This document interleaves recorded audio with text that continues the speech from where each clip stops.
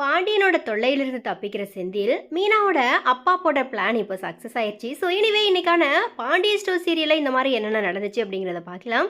So அந்த வகையில் குமரவேலு அரசியை காயப்படுத்தணும் அப்படிங்கிற மாதிரி குடும்பத்தில் இருக்கிறவங்க முன்னாடி திட்டிட்டு பாண்டியனோட வளர்ப்பையும் பற்றி தப்பாக பேசிடுறாரு. குமரவேலு இந்த மாதிரி நடந்துக்கிட்டதை பார்த்து சக்திவேல் ரொம்பவே சந்தோஷப்பட்டுக்கிறாரு. ஆனால் அரசியால் எதுவுமே பண்ண முடியாததுனால குமரவேலு திட்டும்போது அந்த இடத்துல அமைதியாக கேட்டுக்கிறாங்க. ஆனால் ரூமுக்குள்ளே வந்ததும் இதே மாதிரி குமரவேலு திட்ட ஆரம்பித்தப்போ பொங்குனது போதும் அப்படிங்கிற மாதிரி அரசி சூறாவளியாக மாறிட்டாங்க. தன்னோட கழுத்தில் போட்டிருந்த தாலியை கழட்டி குமரவேலுவோட கழுத்தை நெரிச்சு மரண பயத்தையே காமிச்சிட்டாங்க. இதனால் பயந்து போன குமரவேலு அரசிக்கு அப்படியே அடங்கி போயிட்டாரு. உடனே அரசி என்னை எல்லாரும் முன்னாடியும் அசிங்கப்படுத்திட்டு நீ இங்கே சொகுசா தூங்க முடியுமா அப்படிங்கிற மாதிரி சொல்லி குமரவேலுவை வெளியே போய் தூங்கவும் சொல்லி கதவும் சாத்திடுறாங்க. அடுத்ததா செந்திலுக்கு மீனாவோட அப்பா கால் பண்ணி ஒரு முக்கியமான விஷயம் பேசணும், நீங்களும் என்னுடைய மகளும் இப்போவே வீட்டுக்கு வாங்க அப்படிங்கிற மாதிரி கூப்பிட்டு ஃபோனவும் வச்சிடுறாரு. உடனே செந்தில் மீனா கிட்ட சொன்ன நிலையில 2 பேருமே சேர்ந்து பாண்டியன் கிட்ட வீட்டுக்கு போயிட்டு வரோம் அப்படிங்கிற மாதிரி சொல்லிட்டு போகிறாங்க.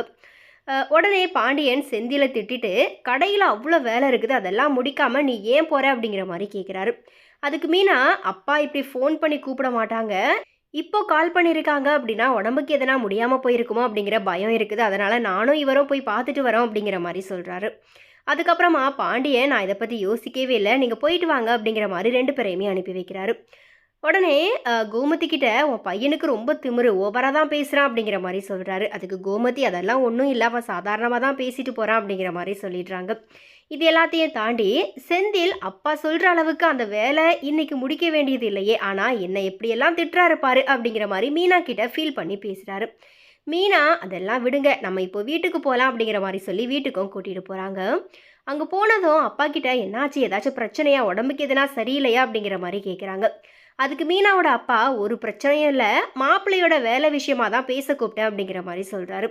வேலை கிடைச்சிடுமா அப்படிங்கிற மாதிரி மீனா கேட்டப்போ உனக்கு ஏன் சந்தேகம், நிச்சயம் கிடைக்கும் அப்படிங்கிற மாதிரி மீனாவோட அப்பா சொல்கிறாரு.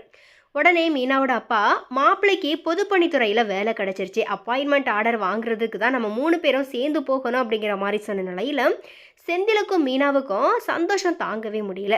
எது எப்படியோ பாண்டியனோட தொந்தரவுல இருந்து இனி செந்தில் தப்பிக்க போகிறாரு. மீனாவோட அப்பா போட்ட பிளான் படி செந்திலுக்கு இந்த வேலை கிடச்சிருச்சு அப்படின்னா அப்பாவை நம்பி இருக்க தேவையே இல்லை, எதனா பிரச்சனை அப்படின்னாலுமே கௌரவமாக தனியாக வந்துடலாம் அப்படிங்கிற மாதிரி மீனாவோட அப்பா நினச்சாரு. அதனாலேயே செந்திலுக்கு ஒரு வேலையை வாங்கி கொடுக்கணும் அப்படிங்கிற மாதிரி முயற்சி எடுத்தார். இப்போது அந்த பிளானுமே வெற்றி அடைஞ்சிருச்சு. ஸோ எனிவே இது குறித்த உங்களுடைய கருத்துக்கள் என்ன அப்படிங்கிறத மறக்காம கமெண்ட்ஸில் பதிவு பண்ணுங்கள்.